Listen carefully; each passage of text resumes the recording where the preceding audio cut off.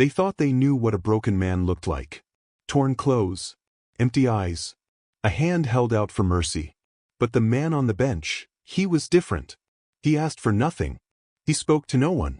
He just sat there, hidden beneath the brim of an old, stained hat, as if the world had already forgotten his name. The town of Harmony thought he was a ghost, something to walk around, not to wonder about. They pointed, they whispered, they pitied him. But under that silence, under the grime and the shadows, was the man who had built the very world they were standing on. And soon, they would remember his name. The old wooden bench sat in the heart of the town square, weathered smooth by sun, rain, and time. Once, hundreds had rested there. Now, it belonged to only one. They called him the Benchman. He came every morning, just as the sun warmed the cobblestones. He would sit at the far end, beneath the oak tree, motionless. He watched the bakery open, the children run, the world spin. He was always there, quiet, steady, unseen. His clothes were the color of old dust. A thin coat with holes at the elbows. Pants held up by a piece of rope. Shoes split at the front, stuffed with newspaper. People saw these things and decided who he was. A failure, a man who had given up. They looked away quickly, clutching their own comforts tighter. And then, the hat. An old brown fedora, stained with rain and years. He wore it pulled low, hiding his face completely. Only his nose and gray beard ever showed. No one had seen his eyes. The hat was his shield, his curtain. The children dared each other to peek beneath it, but no one ever did. He never begged. Never asked for food or money. He simply was. Silent. Still, that silence frightened people more than words ever could. It made them whisper, maybe he's crazy, maybe he's dangerous. They feared what they couldn't understand. He carried nothing. No bag. No blanket. No proof that he even existed after the sun went down. He appeared with the morning fog and vanished with the night. To the town, he wasn't a person anymore. He was just something in the way. At 9 o'clock sharp, Mrs. Gable, the baker's wife, came out to sweep her shop front. Every morning, her broom scratched across the stone as her eyes found him. He's bad for business, she'd sigh to her customers. Sometimes she'd break off a piece of hard bread, the kind no one would buy, and drop it beside him without a word. Like feeding a stray. He would wait until she was gone. Only then would a thin, cracked hand reach out from his sleeve. Slowly, he'd lift the bread beneath the shadow of his hat. You could hear the faint sound of chewing. He never looked up. Never said thank you. That silence, that quiet dignity, angered people. They thought gratitude was owed to them. Across the square, children pointed. Look at the dirty man, they'd shout. Touch his hat, another would dare. They laughed, throwing pebbles that bounced near his shoes. They didn't know they were learning cruelty. They didn't know they were copying their parents. The businessmen were worse in a quieter way. Their polished shoes clicked on the pavement as they hurried past. Why doesn't someone do something? They muttered. He makes the town look bad. They tightened their ties, straightened their shoulders, and kept walking, afraid that if they looked too long, they might see themselves. And through it all, he never moved. Never spoke. Never even turned his head. He was a still point in a rushing world, a shadow in plain sight. Before we go on, pause for a moment. If you've ever seen someone sitting alone, and felt that quiet ache in your chest, then you understand this story more than most. Drop a comment below and tell us where you're watching from. When we see all your cities and towns lighting up the comment section, it reminds us, even the quietest stories connect people everywhere. The day went on the way days always did. The world moved around him, pretending not to see. But the man beneath the hat was watching too. Every whisper, every laugh, every kindness and cruelty. The town of Harmony thought he was a ghost, something broken and forgotten. They had no idea that under that hat sat the man who had built the very world they were standing on. And they had no idea his silence was about to end. The sun climbed higher.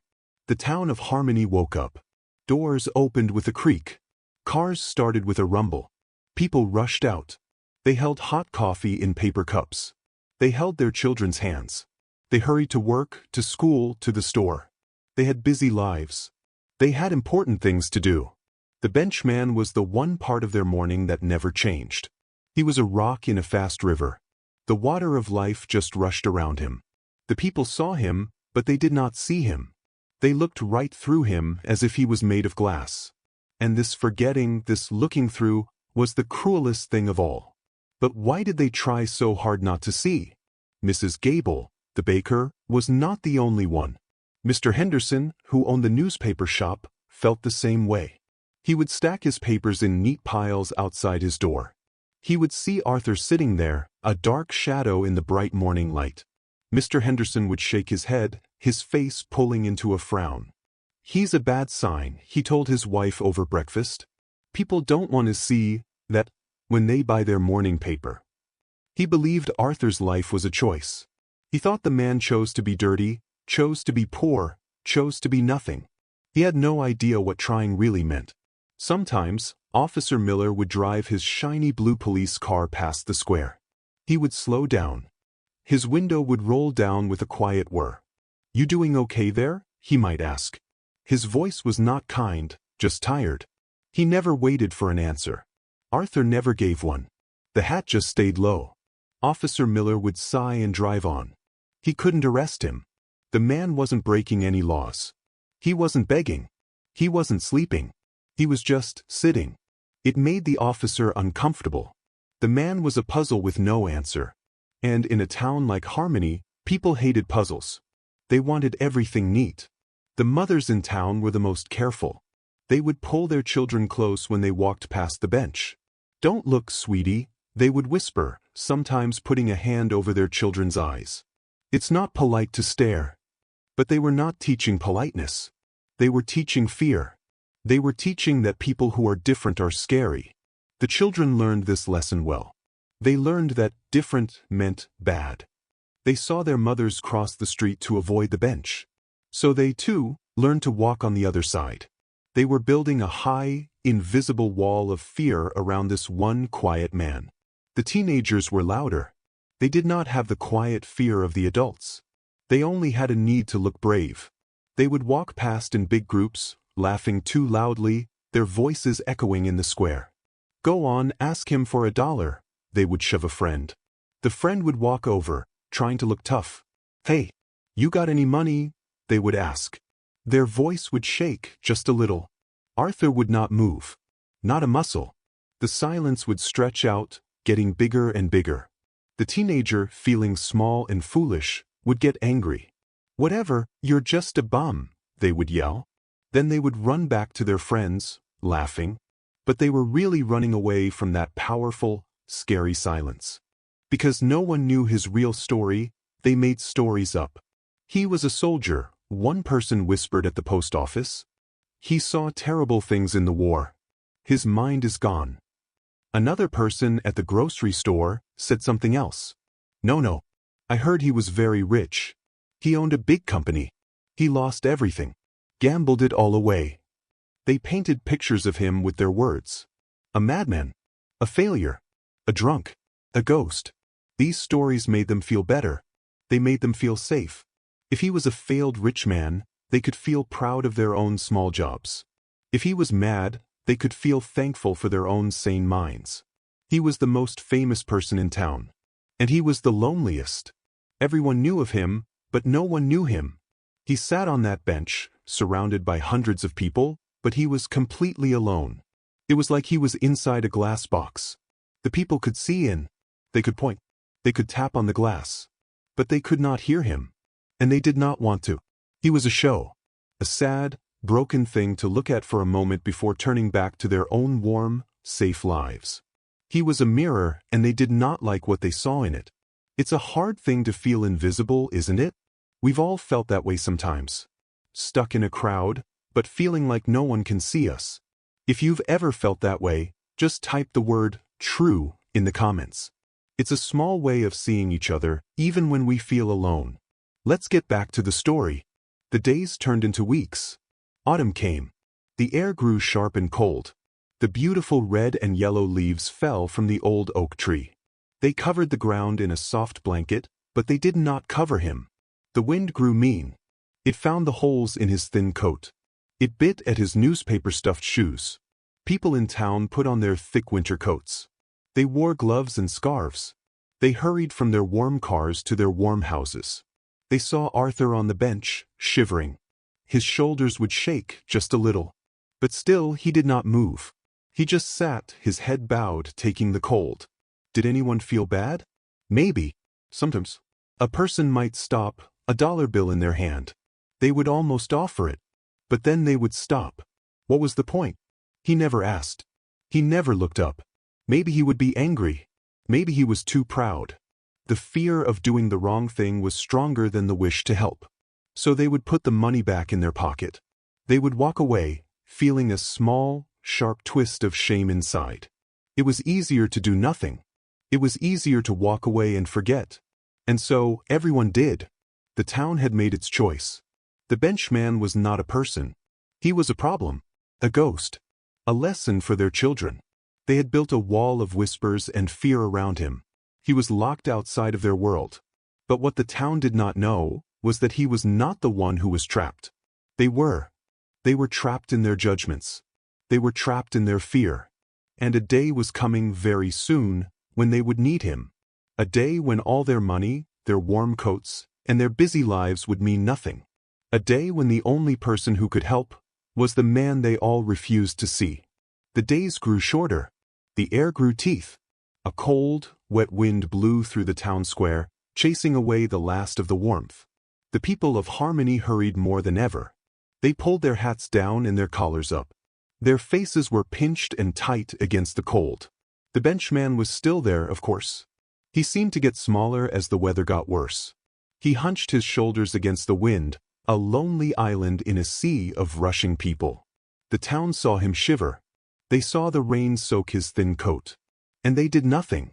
They just walked faster, thankful for the warmth that was waiting for them. But there was one person who did not walk faster. His name was Leo. He was 8 years old. He had big, curious eyes and a bright red coat. Every day, his mother would walk him to school, her hand holding his tightly. And every day, they would pass the man on the bench. His mother would pull him a little closer. She would try to distract him, pointing at the birds or the clouds. But Leo always looked. He didn't see a dirty bum. He didn't see a scary ghost. He just saw a man who looked sad and cold. He wondered if the man had a mom to give him a coat. One morning, Leo had a peanut butter sandwich in his lunchbox. It was his favorite. His mom always cut the crusts off for him. As they walked through the square, Leo looked at the man on the bench. The wind was especially mean that day. It made a loud howling sound. The man was shivering more than usual. Leo's hand felt very small and warm inside his mother's. He looked at the man, and then he looked down at his lunchbox. An idea started to grow in his mind. It was a simple idea, the kind only a child can have. A kind idea. He pulled his hand free from his mother's. "Leo, what are you doing?" she asked, her voice sharp with surprise. Leo didn't answer. He ran over to the bench. He was not scared. He stopped a few feet away from the silent man. His heart was beating fast, like a little drum. He opened his lunchbox, took out his sandwich, and held it out. "Here," he said, his voice small but clear. "You can have my sandwich. My mom cuts the crusts off." For the first time, the entire town square seemed to stop. Everyone was watching. What was the man going to do? The man did not move. He did not even seem to breathe. The shadow of the hat hid his face completely. Leo stood there, his arm getting tired, still holding the sandwich. His mother rushed over. "Leo, come back here right now," she whispered, grabbing his shoulder. But just as she pulled, a hand moved. It was slow, so slow. The man's cracked, dirty fingers reached out. They gently took the sandwich from Leo's hand. Their fingers did not touch. The man's hand went back under the hat. And then, there was a soft sound of chewing. He had accepted it. He was eating it. Have you ever seen an act of kindness so small, it could fit in the palm of your hand? But it felt as big as the whole world? Sometimes, the smallest things are the most powerful. A word. A smile. A sandwich with the crusts cut off. Think about a small kindness someone once showed you. Hold that memory for a second. That feeling. That's the feeling that can change everything. Leo's mother pulled him away, her face a mix of fear and anger. I told you to stay away from him, she scolded. But Leo wasn't listening. He was looking back at the bench. He wasn't scared. He felt warm. He felt good. He had done something right. He knew it. From that day on, it became their secret ritual. Every morning, Leo would save a part of his snack. A cookie. A few crackers. An apple. He would quickly run over and leave it on the bench. He never said anything else. The man never looked up. But he always took the food. This small act of kindness was like a tiny light in a very dark room. The townspeople watched. Some of them thought the boy was foolish. His mother should teach him better, they would mutter. That man is probably dangerous. Others felt a little sting of shame. This little boy, in his bright red coat, was braver than all of them. He was doing what they were all too scared or too cold to do. He was treating the man on the bench like a person. And this small, simple act was starting to change things, in ways no one could see yet. Then, one rainy Tuesday, Leo did something different. He didn't have a snack to share.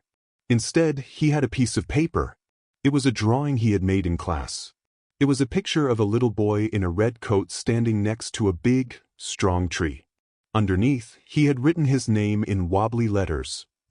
He ran to the bench and placed the drawing where he usually left the food. He put a small stone on it so the wind wouldn't blow it away. Then he ran back to his mother.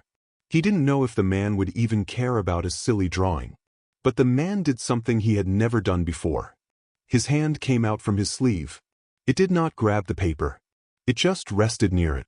And for a single, breathtaking second, one finger, his pointer finger, lifted up. It traced the shape of the tree in the air. Just once. A slow, careful movement. It was the movement of a person who knew how to draw. The movement of an artist. An architect. A creator. The finger then dropped. The hand pulled back. But Leo had seen it. And now he knew a secret. This was no ordinary man. This man knew how to build things. Leo's small act of kindness was like a stone dropped into a still, quiet pond. The ripples spread out all over the town square. People had seen it. Mrs. Gable, the baker, saw it from her window, her hands white with flour. Mr. Henderson saw it from his newspaper shop. They watched the little boy in the red coat run up to the silent man. They watched the man's hand come out and take the drawing. And some of them, the ones who were looking very closely, saw that strange, slow movement. The finger tracing the air. It was just a second. But it was enough. It was something new. And it scared them. That afternoon, the whispers started. They were louder than before.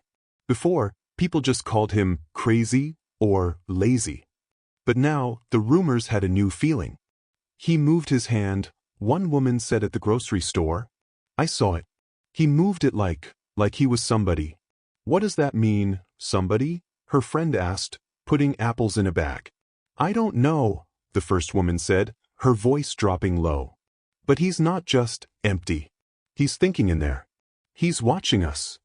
Suddenly, the man on the bench wasn't just sad. He was a secret. And secrets in a small town are like fire. They want to spread. The stories grew wilder. He's an artist, someone said. I heard he used to paint pictures for kings. He lost his mind. No, said another at the post office. He was a soldier. A hero. He saved a whole town. But he saw too much. Now he can't speak. Each story was different. A sad musician. A brilliant writer who lost his words. A rich man who gave everything away. The people of Harmony were trying to build a new story for him, because the old one, the dirty bum story, didn't fit anymore. A little boy's kindness had broken that old, ugly picture. What were they so afraid of? But there was one rumor that was quieter, darker. It wasn't about him being a hero or an artist. It was about the town. I heard, a man whispered at the barber shop, that he used to live here. A long time ago. Before the new bank, before the big fountain. The barber stopped cutting hair. What do you mean? I mean, what if he's not a stranger? The man said. What if he's one of us? Come back. This idea was the scariest of all. If he was a stranger, they could ignore him. But if he was from Harmony, that meant something terrible had happened. And maybe, just maybe, it was their fault. Isn't it strange how a secret can change the feeling of a whole town? One little boy's kindness, and one strange movement of a hand, and suddenly everyone is afraid. But what are they really afraid of? Are they afraid of the man? Or are they afraid of what they might find out about themselves? Let us know in the comments what you think they are hiding. This new wave of worry reached Officer Miller. He felt the town's eyes on him. They wanted answers. They wanted the puzzle solved. So, one cold afternoon, he did more than just drive by. He parked his car. He walked across the square, his boots making a heavy thud-thud sound. He stood right in front of the benchman. The whole town watched. It was so quiet you could hear the flag flapping on the pole. "Sir," Officer Miller said, his voice loud. "I need to see some identification. I need to know who you are." He was standing between the man and the sun. His shadow fell over the man. The man on the bench did not move. He did not look up. He did not reach for a wallet that he did not have. He just sat, a statue of old clothes and secrets. The hat's shadow was his only answer. Officer Miller waited. 1 minute. 2 minutes. He felt stupid. He was a man with a badge and a gun, being beaten by nothing. By silence. "Sir, you are in a public park. You have to tell me your name." He tried again, his voice harder. Still, nothing. The officer felt his face get hot. He was angry. He was embarrassed. He was standing in front of everyone, and he had no power at all. Officer Miller made a choice. He was going to end this. He was going to solve the puzzle for the whole town. "Fine," he muttered. "If you won't tell me, I'll find out." The town gasped. They knew what he was going to do. He was going to break the one unspoken rule. Slowly he reached his hand out. He reached for the hat. He was going to pull it off. He was going to show the whole town the man's face. His fingers were just inches away from the stained, brown felt. Everyone held their breath. This was it. The secret was about to be revealed. What was under there? A monster? The king? "Stop!" a small voice shouted. It was Leo. He had been walking home from school. He saw the policeman and his hand reaching. Leo ran. He ran right up to the officer and stood between him and the man, his arms spread wide. "Don't!" he yelled. "You're scaring him." Officer Miller was so surprised, he pulled his hand back. He looked down at the little boy in the red coat. "Son," he said, trying to be gentle, "this is police business. Step aside." "No," Leo said. He turned and looked at the man on the bench, though he still couldn't see his face. "He's not hurting anyone. He's my friend." A friend. The word hung in the cold air. A little boy had just called this thing his friend. Officer Miller didn't know what to do. He couldn't push a child. He looked around. The faces watching him were not on his side anymore. They looked ashamed. They were watching a big, armed policeman get stopped by a small, brave boy. Officer Miller sighed, defeated. He tipped his own hat. "All right, son." He walked back to his car, the thud-thud-thud of his boots sounding very loud in the quiet square. The man on the bench had one. And the town was more confused than ever. The square slowly went back to normal. Leo's mother arrived, pulled him away, scolding him. But Leo looked back. The benchman was still. But then, something small fell from his lap onto the pavement. It was the drawing Leo had given him. The wind had not blown it away. He had been holding it. He had been holding it under his coat, close to his heart. As the man bent, very slowly, to pick it up, his hat tilted. Just for a second. The evening sun hit his face. Leo didn't see his eyes. But he saw something else. A long, thin scar, white against his dirty skin.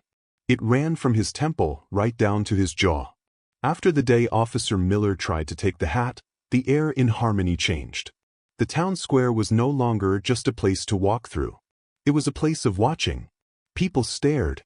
They stared at the benchman, and they stared at Leo and his mother as she hurried him away, her face red with anger and shame. The piece of the secret was out. A scar.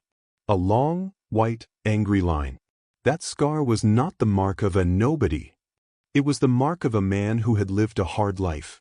It was a story written on his skin. And the town, which loved its simple stories, did not know what to do with this one. The whispers were different now. They were not just mean. They were curious.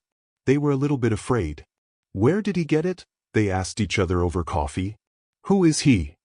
The man on the bench was no longer a simple problem to be ignored. He was a puzzle. A man with a deep wound. That wound made him real, and his realness made them uncomfortable. They had been cruel to someone who had a story. They had judged a man they knew nothing about. But they were still too proud to say they were sorry. They just watched. And they waited. Leo still came every morning. His mother held his hand much tighter, pulling him to the far side of the square. She was worried. She did not want her son to be friends with this strange, scarred man. But Leo would always pull his hand free for just a second. He would turn and give a small, fast wave. His little hand, in its red mitten, flashed a message of friendship. "Hello," he would whisper to the wind. The man on the bench never moved. He never waved back. But Leo knew he saw him. He knew the man was his friend. And he would not let his friend be alone. A week later, the town got ready for its biggest day. The annual winter festival. It was a very old tradition. Workers came and strung bright, colorful lights from every lamppost. They wrapped them around the big oak tree, right above the benchman's head. They built a big wooden stage near the fountain. There would be music. There would be hot cider and sweet cakes. The mayor would give a big speech. Everyone would come. It was a day for the whole town to come together. A day to celebrate how happy and safe they were. A day for everyone, except him. A celebration. A time for everyone to feel like they belong. But have you ever been in a happy crowd and felt completely and totally alone? It's a very strange feeling. It's like being a ghost at your own party. If you've ever felt that way, just let us know in the comments. You are not alone. The festival setup was loud. Men shouted. Hammers banged on the wood. Trucks rumbled over the stone path. They set up little booths for games and food. And they did it all around the benchman. They treated him like a piece of furniture or a rock. "Hey, watch your step," a worker yelled, almost tripping over the man's feet. The man just pulled his legs in, making himself even smaller. He was being pushed. He was being crowded. He was a dark, quiet spot in a world of bright, loud noise. He was being erased, right in front of everyone. The day of the festival arrived. The sky was a clear, cold blue. By the afternoon, the square was full. Hundreds of people, laughing and talking, filled the space. They wore their best winter coats, their red scarves, their fuzzy hats. The air smelled sweet, like hot chocolate and pine needles. Children ran and screamed with joy. Holiday music played from big speakers. It was a perfect picture of a perfect town. And in the middle of it all, pressed against the trunk of the great tree, sat the man. He was almost invisible. A tiny, still shadow. Why didn't he leave? Why did he stay, surrounded by all this happiness that was not for him? At 5 o'clock, the mayor stood on the stage. He was a big man with a big voice. "Welcome," he boomed into the microphone. "Welcome to the Harmony Winter Festival." The crowd clapped and cheered. Every face, every set of eyes, turned to the stage. They were all listening to the mayor talk about what a wonderful town they had. He talked about community. He talked about family. He talked about how they all helped each other. As he spoke, not one person looked at the silent man under the tree. They had all forgotten he was even there. "And now," the mayor shouted, "the moment we've all been waiting for. The lighting of our beautiful tree." He pointed to the giant oak tree, the one the benchman was sitting under. A worker standing near the stage reached for a big, black switch. He pulled it down. There was a loud click. For 1 second, nothing happened. The crowd was silent, waiting. Then the fizzle. A bright, angry blue spark shot out from the power box. The lights on the tree did not turn on. Instead, a thin, gray wisp of smoke curled up from the side of the stage. The music stopped. The gray smoke turned black. Then, with a sudden, terrible whoosh, a bright orange flame licked up the dry, wooden planks of the stage. The fire grew fast. "Fire!" a woman screamed. The happy crowd turned into a monster. People yelled. They pushed. They shoved, trying to get away. Children were crying. "My son! Where is my son?" a man shouted. The mayor stood on the burning stage, his face white with fear, his mouth open. The perfect town was falling apart. The fire was growing, and everyone was running for their lives. In all the pushing, Leo was knocked down. He had been standing right at the front, excited to see the lights. A man running away pushed him hard. Leo fell. He fell against the side of the stage. His foot was trapped under a heavy wooden box full of wires.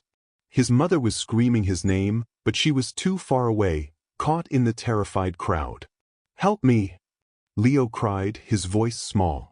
"I'm stuck. I'm stuck." The flames were just feet away, reaching for him. The smoke was black and thick. He was trapped. And the only person close enough to see him, the only one who wasn't running away, was the silent man on the bench. The world screamed. Fire. Black smoke. People ran. They fell. They pushed each other, their faces ugly with fear. They were a single, panicked animal, trying to escape. The happy festival was gone. The bright lights were gone. There was only the sound of wood cracking in the fire and the smell of burning plastic. "Leo!" his mother screamed, her voice breaking. "My baby!" But the wall of running people kept pushing her back. She was helpless, forced to watch as the orange flames got closer and closer to her little boy, who was trapped by the heavy, smoking box. He had stopped crying. He was just coughing, his small face pale with terror.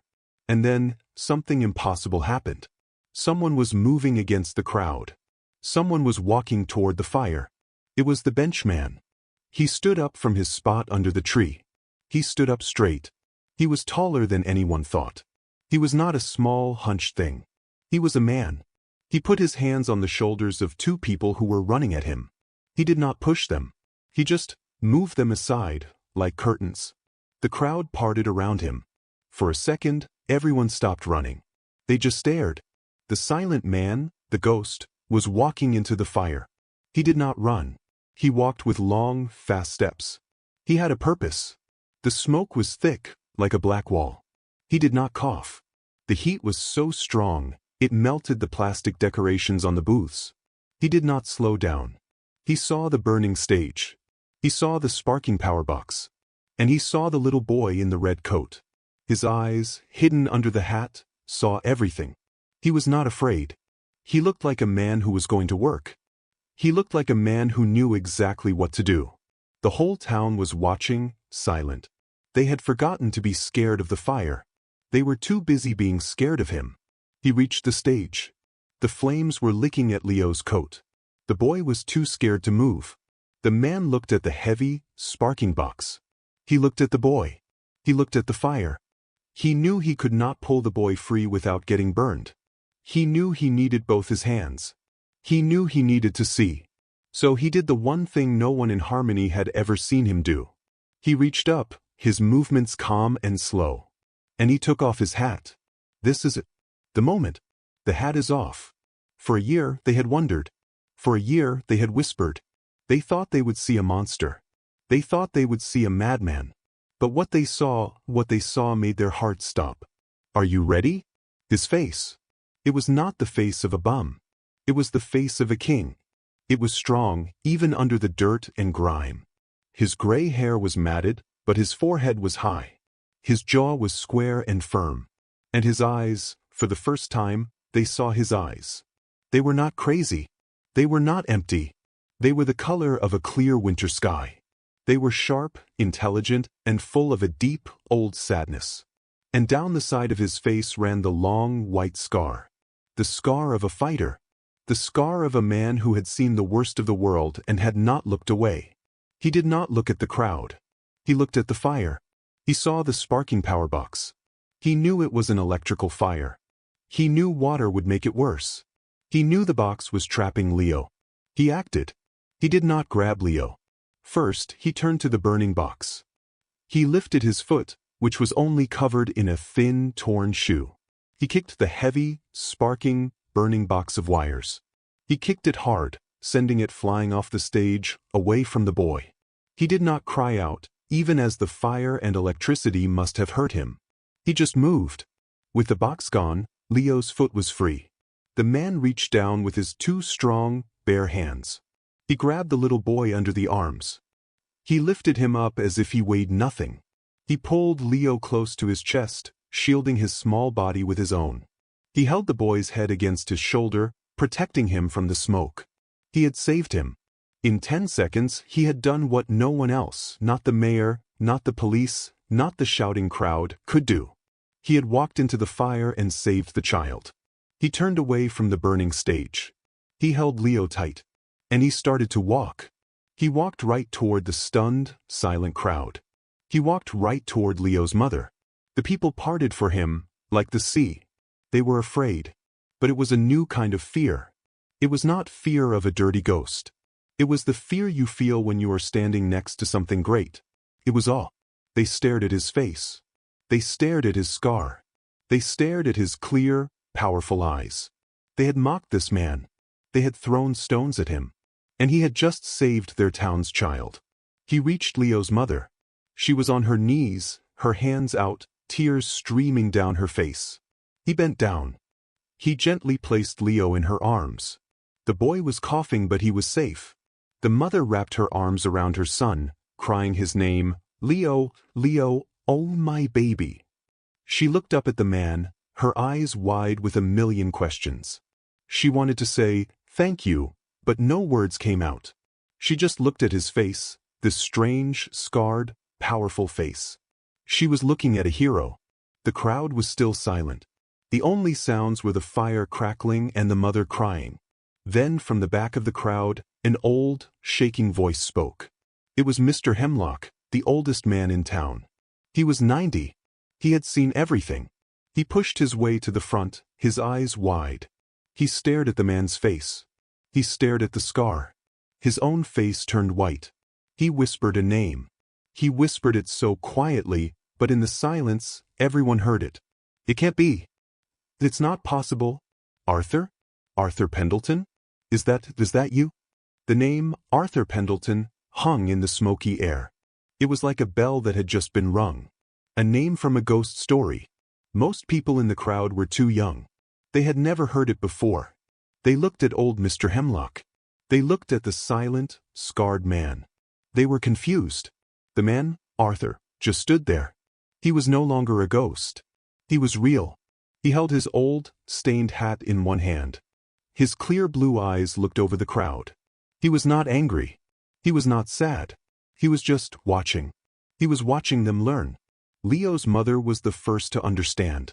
She held her son, her heart banging against her ribs. She looked at this man's face, this face she had been afraid of. She saw the scar. She saw the intelligent eyes.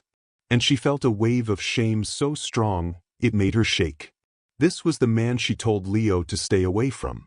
This was the man who had just walked through fire for her child. "Arthur Pendleton," she whispered.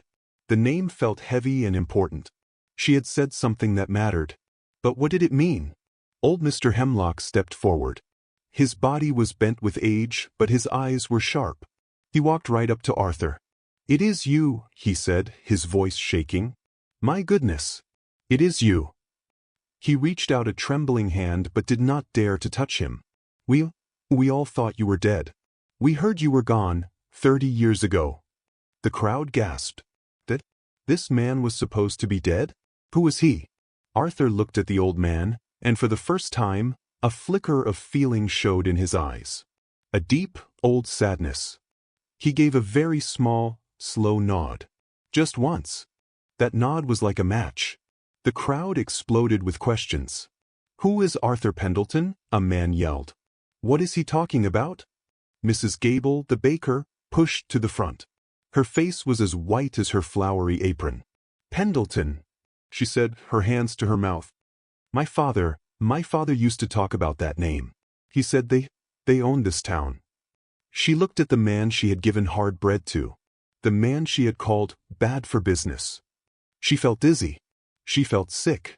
"Owned this town?" shouted Mr. Henderson, the newspaper man. He was a man who liked facts. Pendleton? You don't mean the Pendleton family?" The ones who built the first mill? The ones who built. He stopped. He looked around the square. He looked at the old stone library. He looked at the big fountain, which was now dry. He looked at the town hall. He looked at the very stones they were standing on. Then he looked back at the dirty man. It's not possible. Can you imagine? The man they ignored. The man they called a problem. What if he wasn't just in their town? What if he was their town? The world is full of people we pass by. What if the person you ignore tomorrow is the one who built the world you live in? Think about that. Just for a moment. He did more than build a mill. Mr. Hemlock's voice was loud now, full of a strange new energy. Don't you fools understand? He designed this. All of it. He pointed with his shaky finger. He designed this town square. He drew the plans for the fountain. He designed the library, every single stone. He was an architect. The brightest, kindest, most brilliant man this town has ever known. The shame of the crowd was a heavy, cold blanket. They were standing in his art. They had thrown rocks in his garden. And they had mocked the gardener. Arthur Pendleton stood and listened. He watched them. He saw the shock on their faces. He saw the shame. He saw Mrs. Gable crying softly. He saw Officer Miller, who had tried to grab his hat, staring at the ground, unable to look at him. He saw every person who had whispered, who had pointed, who had laughed. He saw them, and now they finally saw him. His silence was louder than all their shouting. It was the silence of a mountain. It had not moved. They had just finally looked up. Leo, safe and warm, heard all the big words. He didn't know what architect meant. He didn't know about the past. He just knew his friend. He knew the hand that took the sandwich. He knew the man who had held him safe from the fire. He wiggled out of his mother's arms. He ran on his shaky legs. He ran right up to the tall, silent man. He did what no adult dared to do. He wrapped his small arms around the man's dirty pants. "Thank you," Leo whispered, his face pressed against the man's leg. "You saved me." That small, simple act of love did what the fire and the shouting could not. It broke the man's stillness. Arthur Pendleton looked down at the little boy in the red coat. His strong, scarred face trembled. A single hot tear rolled from his clear eye. It cut a clean path through the 30 years of dirt and sadness on his cheek. He slowly, so slowly reached down his hand, the hand that built a town, the hand that saved a child, and he gently placed it on Leo's small head. The fire engines were finally arriving, their sirens loud in the distance. But no one moved. No one looked away. The mayor, his face covered in black soot, stepped forward. He felt so small. "Mr. Pendleton, sir," he began. He stopped. He didn't know what to say. He looked at the burned stage, then at the man who had saved them. "Sir, if you are who he says, what happened to you? Why, on this bench?" The whole town leaned in. The fire was out. But the biggest question of all was just beginning. The mayor's question hung in the air.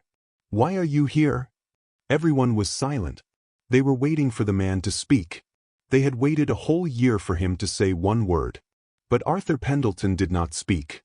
He just looked at the mayor, his clear, sad eyes holding the gaze of every person in the square. His hand was still resting on Leo's hair, a gentle weight. He didn't need to speak, because old Mr. Hemlock was still there. And Mr. Hemlock remembered everything. "He can't tell you," the old man said, his voice soft but strong. "He can't. Not after what happened. Not after what they did to him." "Who?" the mayor asked. "What happened?" Mr. Hemlock pointed a shaky finger, not at Arthur, but at the big, fancy bank building on the corner of the square. "It was 30 years ago," he said, and the crowd became so quiet you could hear the drip, drip of water from the fire hoses. Arthur Pendleton wasn't just an architect. He was a genius. He saw this town in his dreams.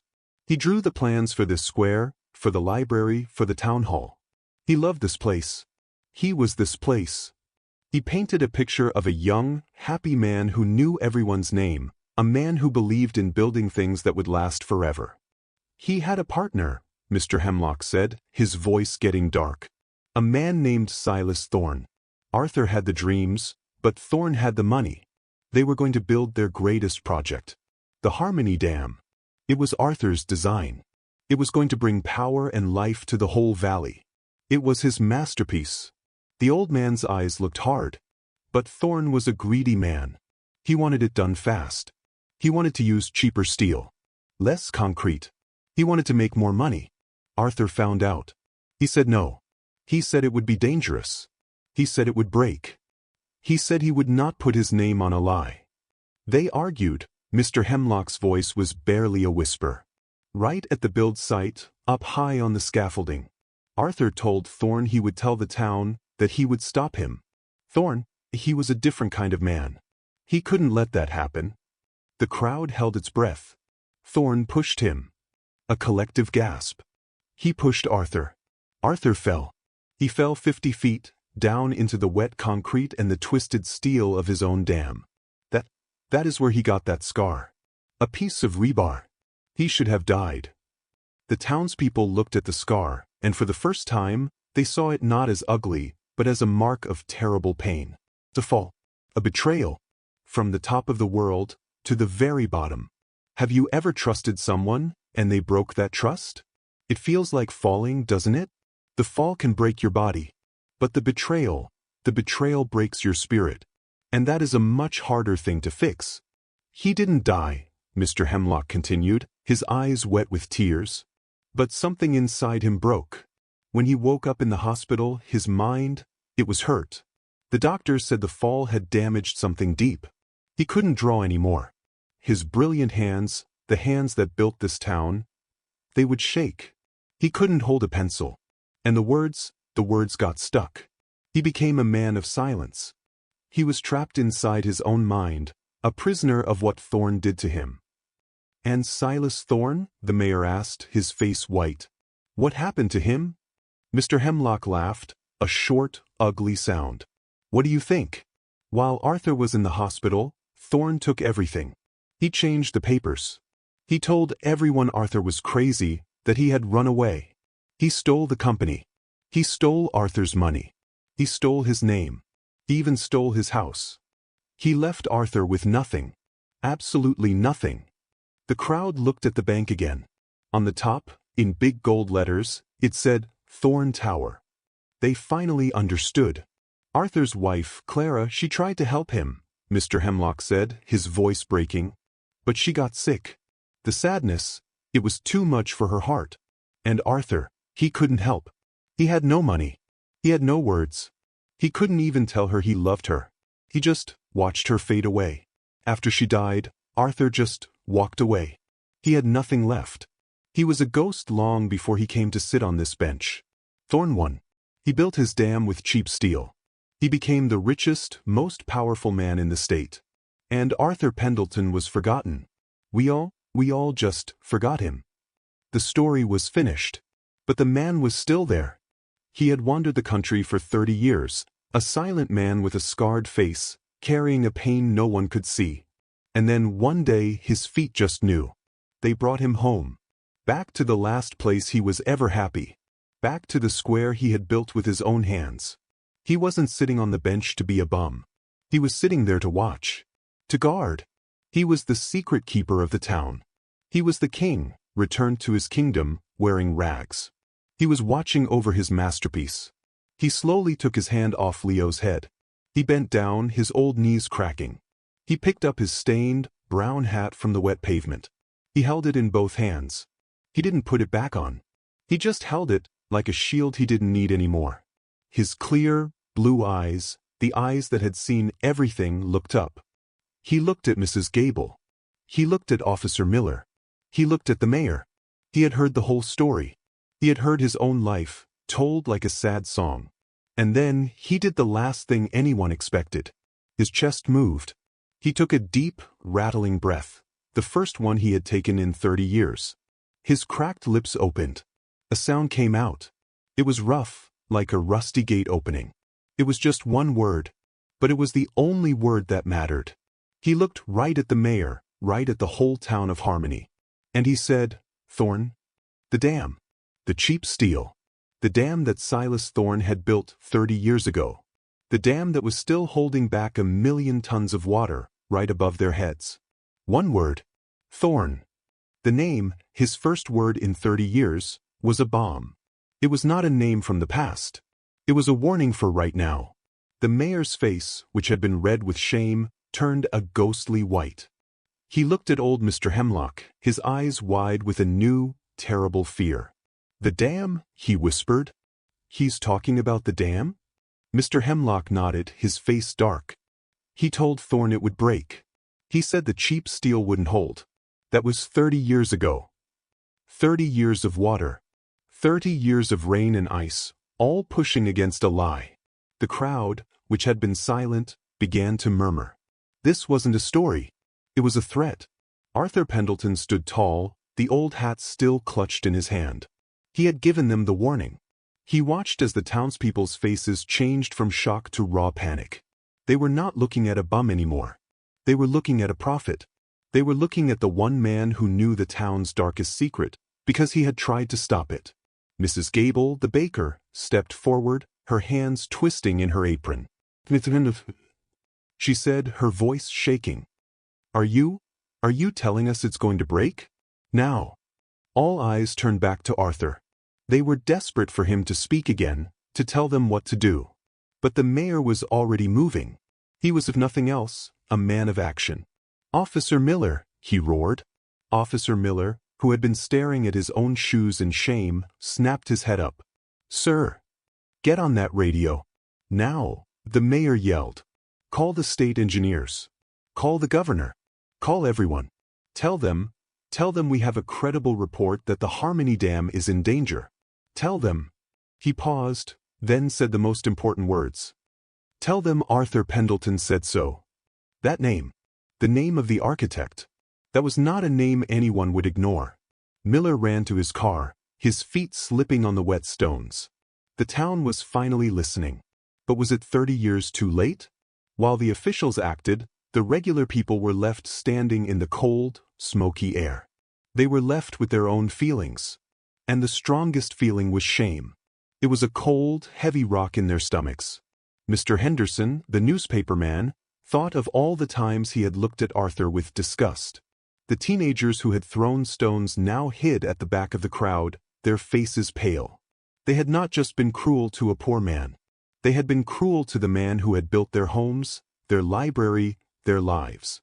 And he had sat on that bench, in silence, and taken it, all of it, for a whole year. Leo's mother, still holding her son tight, was the first one to break the spell. She looked at Arthur. He was shivering. The fire was hot, but the night was cold, and his thin coat was soaked from the fire hoses. "Thank you" was not a big enough word. "I'm sorry" was not a deep enough word. So she did the only thing she could. She took off her own warm, expensive, bright red wool scarf.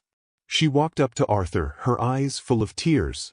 With trembling hands, she gently wrapped the scarf around his neck. He did not pull away. He just stood there, and for a second he closed his eyes. It was the first act of real kindness he had felt in a very, very long time. A small act of warmth. A red scarf. Sometimes, "I'm sorry" is not a word. Sometimes it's an action. Sometimes it's a coat or a cup of coffee, or just seeing someone. Think about a time you needed to say sorry, but you didn't know how.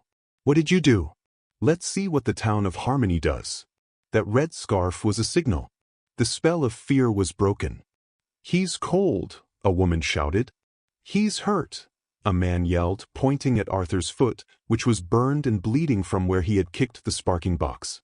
"My goodness, get him a chair." The town that had ignored him for a year now fell over itself to help him. Mrs. Gable ran to her shop. "I'll get hot coffee and bread. The good bread, the fresh bread." Mr. Henderson ran to get a first aid kit from his car. They brought him a chair from a booth. They sat him down, like a king on a throne. Arthur sat, wrapped in a red scarf, and watched them all. Just then, Officer Miller came running back. His face was paler than the mayor's. He was holding his radio and he looked sick. "Sir," he yelled, pushing through the crowd. I got through to the dam control office." And the mayor demanded. "What did they say?" They said the pressure gauges, they've been in the red for an hour." Miller's voice was high with panic. They thought the equipment was broken. They were sending a team to check it in the morning. The crowd heard. A woman screamed. The fire had not been the disaster. The fire had been the warning. The fire had been the thing that made Arthur Pendleton finally take off his hat. The mayor's legs felt weak. An hour. It could go at any second. If that dam broke, a wall of water would come down the valley. It would not just flood the town. It would wipe it off the map. He ran to Arthur. He got down on his knees, in front of the man he had ignored. Mr. Pendleton. Arthur. He pleaded. You built it. You know its weak points. Where will it break? Please, you have to help us. Everyone stopped. This was it. Could the man whose mind and voice had been broken 30 years ago find the words to save them all, right now? Arthur looked at the mayor. He looked at his own hands, the hands that used to draw perfect, strong lines. They were shaking. He tried to speak. Hey, the steel, he said. His voice was like gravel. The south joint. He was remembering the fight. He was remembering the plans. Deep. The words were too hard. The memory was too big. He shook his head, frustrated. He couldn't say it. He had to show them. He looked around, desperate. He saw the wet pavement. He saw a black, burned piece of charcoal from the stage. He pushed the coffee cup away. He got off the chair. He got down on his hands and knees, in front of the mayor and the whole town. His hands were shaking so badly. He picked up the black charcoal. He put it to the gray stone. And he began to draw. The line was wobbly. It was a broken line. It was not the line of a genius. But the idea was still perfect. He drew the curve of the dam. He drew the shape of the valley. And then, with all his strength, he drew a big, angry X on one spot. The south joint. He looked up at the mayor, his blue eyes burning. He didn't need words. The drawing said everything. That was the spot. And it was pointing right at them. The X on the stone. The drawing was clear. The mayor understood. This was not a guess. This was a memory. This was the spot Arthur had argued about 30 years ago. The mayor stood up, his face set. The time for shame was over. The time for action was here. Evacuate, he roared, his voice louder than the fire. Not to your cars. The valley road is a trap. Go up. Go to the hills. The south joint of the dam is breaking. The townspeople who had been a panicked crowd before were different now. They did not push. They did not scream. They moved. They grabbed their children. They helped the old people. They were a town now, working together, thanks to one man. Mr. Pendleton, you must come, the mayor yelled, grabbing Arthur's arm. The crowd was running past them, a river of people heading for the high ground. But Arthur stood still. He gently pulled his arm free. He shook his head. He was not going. He pointed to his drawing on the pavement. He pointed to the empty square. This was his creation. He had failed to protect it from a bad man 30 years ago. He would not leave it now. He would stay. He would watch. He had to see the end. The mayor looked at the old, scarred face. He saw the strength in his eyes. He nodded. God be with you, Arthur. Then he turned and he ran. Soon, the square was empty. It was just Arthur. Alone. Just as he had been every morning. But this was different. He was not a ghost anymore. He was a guardian. He stood in the middle of his square, wrapped in Leo's mother's red scarf. He was listening. The air was cold. The sirens were far away on the hills. Then he heard it. It was not a loud boom. It was a low, sick, tearing sound. The sound of a giant, metal heart ripping in two. The ground under his feet shook. Far up the dark valley he saw a white line, a line of angry water lit by the moon. It was coming. The water was a monster. It was a wall of blackness, filled with trees and pieces of road and mud. It roared down the valley. It sounded like a train. Arthur stood by his fountain and he watched. The water hit the lower part of the town, where the new, cheap houses were. It smashed them. It turned them into sticks. It was terrible. It was fast. But then, something amazing happened. The water hit the strong, stone walls of the old library. It split. The main force, the angriest part, was turned away, just as he had planned. It smashed against the empty North Hills, away from the people. He had saved them. He had saved them all 30 years ago, with a good design. The water rushed past. The noise was huge. And then it was quiet. Just the sound of running water, like a new, wild river. The lower town was gone. It was just a river of dark, swirling mud. But the town square was safe. The library was safe. The town hall was safe. They were built on high, strong ground. He had built them to last. He stood, covered in water spray, but he was standing. His town was hurt, but its heart was still beating. He had done it. He had won. From the hills, the people came back.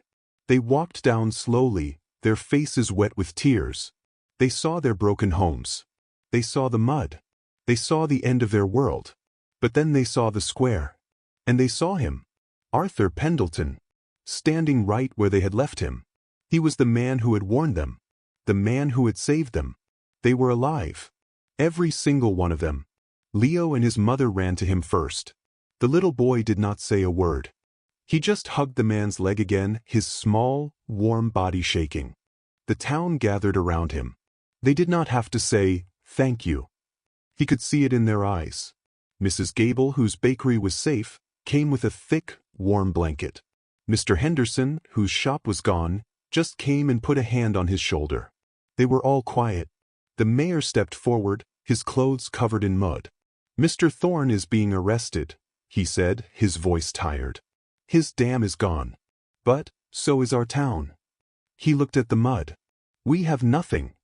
He turned and looked at Arthur. "No, that's wrong. We have you." He kneeled. "Mr. Pendleton, Arthur, will you help us? Will you show us how to build again?" Arthur looked at the broken town. He looked at the hopeful faces. He looked at his own hands. They were still shaking. But it didn't matter. He saw Leo. He saw the mayor. He saw all the people waiting. He bent down, his back stiff. He picked up the same piece of black charcoal. He walked to a clean, flat wall, a wall he had built. His hand trembled. He put the charcoal to the stone. He drew a line. It was not straight. It was a shaky, broken line. But it was a start. It was the line of a new house. A new beginning. He was home. The man on the bench. The man they mocked. The man they called a ghost. He was never a ghost. He was the king, come home to his kingdom. He was the hero hidden by a dirty hat. His story is a hard one. But it is a true one. Because all around us, every single day, there are people we do not see. We judge them by their hat. We judge them by their silence. We judge them for being different. We walk past them, and we have no idea who they really are. We have no idea we might be walking past a hero.